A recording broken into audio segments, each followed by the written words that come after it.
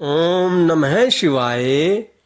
इंद्र को जीवन दान व बृहस्पति को जीव नाम देना कथा 13वां अध्याय पंचम खंड श्री रुद्र संहिता शिव महापुराण। व्यास जी बोले, हे ब्राह्मण, आपने मुझ पर कृपा करके मुझे भगवान शिव के अनेक चरित्रों को बताया है।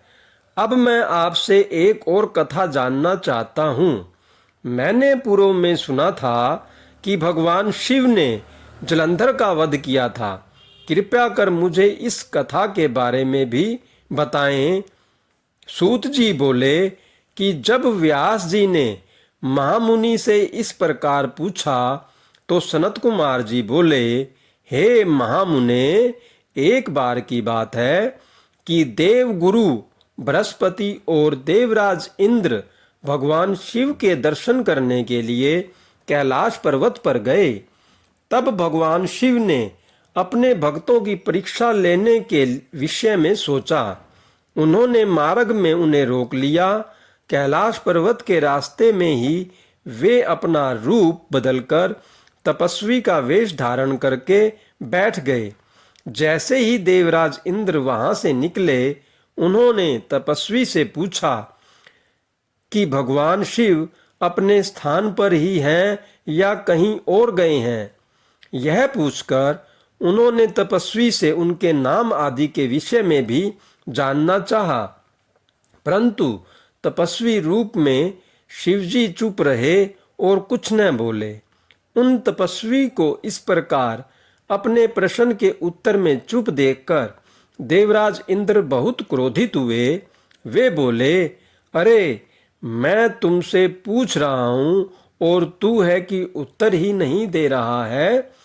जब तपस्वी ने पलटकर पुनः उत्तर नहीं दिया, तब इंद्र ने हाथ में वज्र लेकर तपस्वी रूप धारण किए भगवान शिव पर आक्रमण कर दिया, परंतु शिवजी ने तुरंत पलटवार करते हुए इंद्र के हाथ को पीछे धकेल दिया।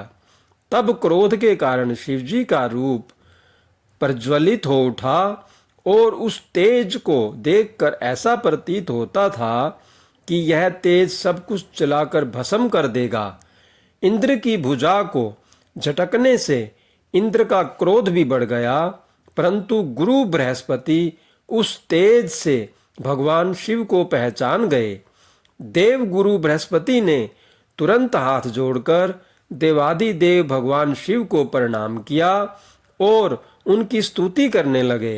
बृहस्पति जी ने देवराज इंद्र को भी शिव चरणों में झुका दिया और क्षमा याचना करने लगे। वे बोले कि हे प्रभु, अज्ञानतावश हम आपको पहचान नहीं पाए। भूलवश आपकी अवहेलना करने का अपराध देवराज इंद्र से हो गया है। हे भगवान, आप तो करुणा निधान है। भक्त वत्सल होने के कारण आप सदा अपने भक्तों के ही वश में रहते हैं। प्रभु, कृपा करके इंद्रदेव को क्षमा कर दीजिए। बृहस्पति जी के ऐसे वचन सुनकर त्रिलोकीनाथ भगवान शिव बोले कि मैं अपने नेत्रों की ज्वाला नहीं रोक सकता। तब बृहस्पति जी बोले कि प्रभु, आप इंद्रदेव पर दया कीजिए और अपने क्रोध की अग्नि को कहीं और स्थापित कर देवराज का अपराध क्षमा कीजिए। तब भगवान शिव बोले, हे बृहस्पति, मैं तुम्हारे चातुर्य से प्रसन्न हूँ। आज तुमने इंद्र को जीवन दान दिलाया है, इसलिए तुम्हें जीव नाम से प्रसिद्धि मिलेगी। यह कहकर उन्होंने अपने क्रोध की ज्वाला को समुद्र में फेंक दिया। तब इंद्रदेव और देव गुरु बृहस्पति ने भगवान शिव को धन्यवाद दिया और उन्हें प्रणाम करके स्वर्गलोक चले गए। ओम नमः शिवाय। हर हर महादेव। जय शिव शंभू। जय भोले।